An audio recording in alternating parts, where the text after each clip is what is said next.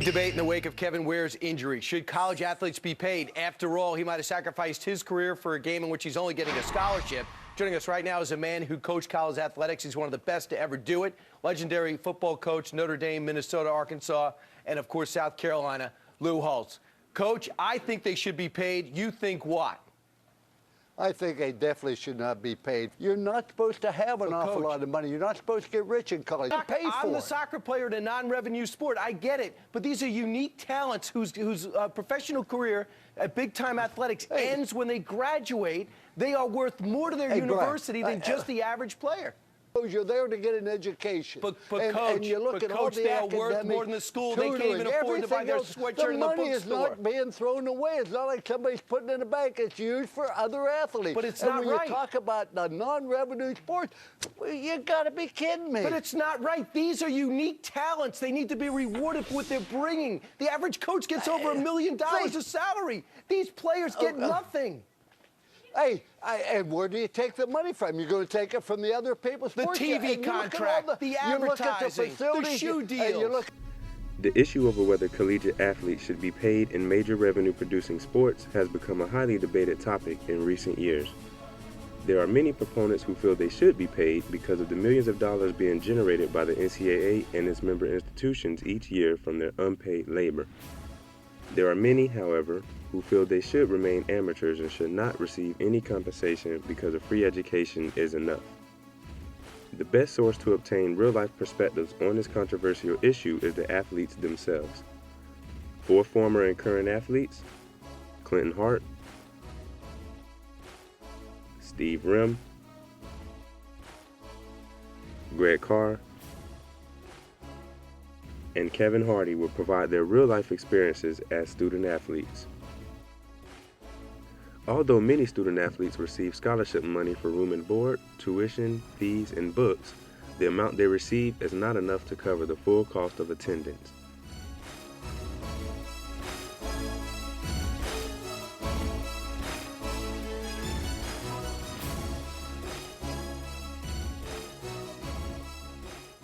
Clinton Hart, former College of Central Florida student and safety for the San Diego Chargers, agrees that athletic scholarships are not enough to cover the full cost of tuition. My personal opinion about it is, I would think, over 50%, 60% of the guys that do go to college have come from either a struggling home or a broken home or, a low-income family, and then going to college, how that can be a stressful situation, because when you go to college and you're an athlete and you're on scholarship, it's hard for you to work because you're in school, then you're at practice, and so on and so forth. But on the other hand, it's tough on you when you don't have the income. Hopefully they'll find ways for these kids to not do it the illegal way, and some loopholes to where they can get jobs or make money or basically get paid for their service. Steve Rim, a former University of Louisiana at Monroe football player and former New Orleans Saint, provides his insight about collegiate athletes who struggle financially. The economic structure of a college athlete is diversified, and I think the majority of the athletes are financially struggling. And I was one of those athletes, and besides a Pell Grant, there's no other opportunities financially to improve my social status while I'm in school. Greg Carr, former wide receiver for the Florida State Seminoles and current professional football player in the Canadian Football League for the Saskatchewan Roughriders, also shares his personal financial experiences as a student athlete. It's a touchdown! Greg Carr has it!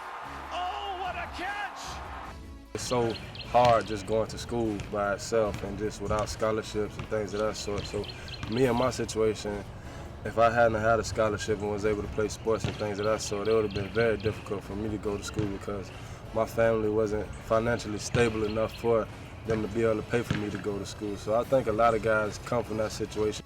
College football and men's basketball have become a major revenue-producing industry.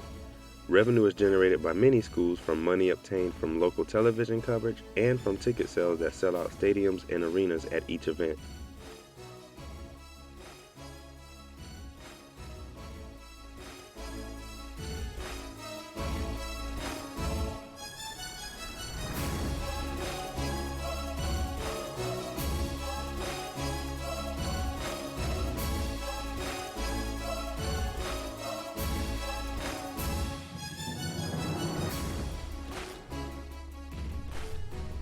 The NCAA is a voluntary association of around 1,100 colleges and universities. And it's a nonprofit. Yeah, absolutely, yes.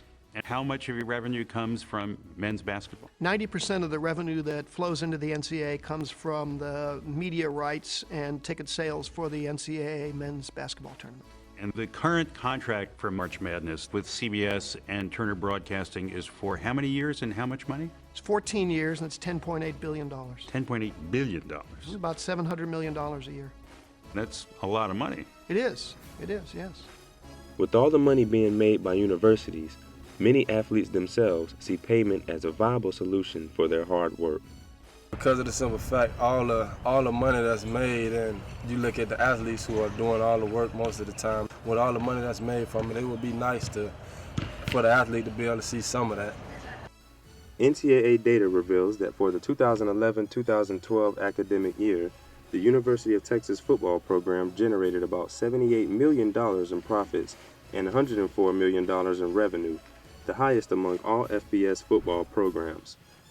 Steve Rim thinks there should be some sort of stipend because of the large amounts of revenue that these programs bring in. I think it should be a nominal stipend across all of the FBS and even the FCS, because you look at some of the schools that's getting revenue. You can take University of Texas. I read that they took in like $104 million last year, and the expenses were somewhere around $26 million. So they made $78 million. But I think those monies should be divided, not conference by conference, but in a pool and evenly divided.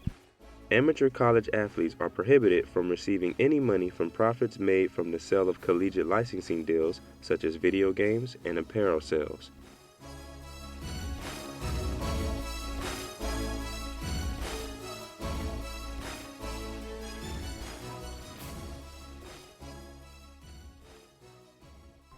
Every fall, with the start of the college football season, the same question resurfaces.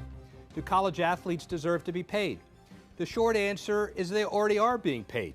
Between full tuition, room and board, textbooks, and other covered expenses, college athletes with a full scholarship easily save upwards of $40,000 a year.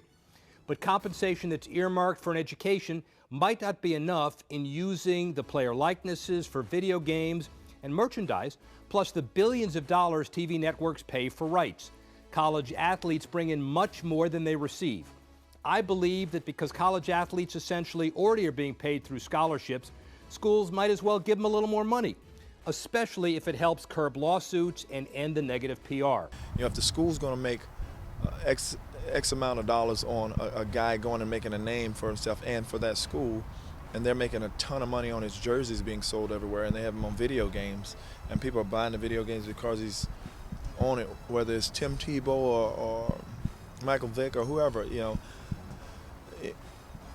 I think that it needs to be some type of system put together to where these kids get some type of fund. Being a collegiate athlete is equivalent to a full-time job.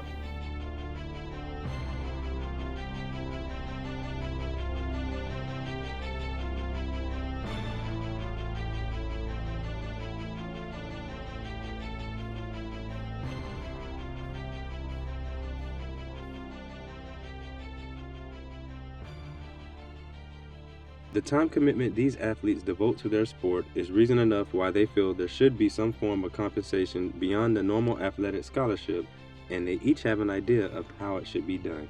You go work out, you have practice, you do things, and you have a lot of time that is spent doing other things than things that you don't have to do. If you're putting your time into the sport, I feel like you should be paid. You should receive something for just being there and doing it, because regardless of if you're the first string star quarterback on the team or you're the bench warmer that plays O-line, D-line or something like that, regardless of that situation, you're still going to practice every day, putting your body on the line and doing everything that everybody else is doing during practice.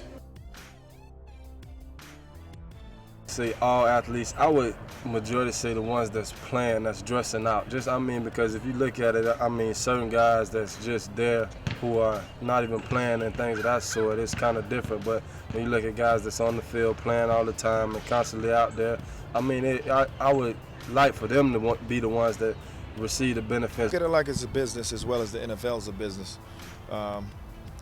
The best players obviously make the most money and so on and so forth, and the performance base basically pay to where, I mean, it's hard to decide on who make, at that college level because there's no contracts and so on and so forth. But it's a system. I think a system needs to put in place where it's a board that comes together and it's throughout the whole collegiate level where it's a standard level of play that a player meets and he receives this. I think every student, every athlete, I should say, that's on the field, whether he's a red shirt, whether he's a Heisman Trophy winner, should get the same amount, and that's the only way you're going to keep it fair. And I think the NCAA should step in. So I think those same people can regulate this instead of leaving it to the school or to the conference.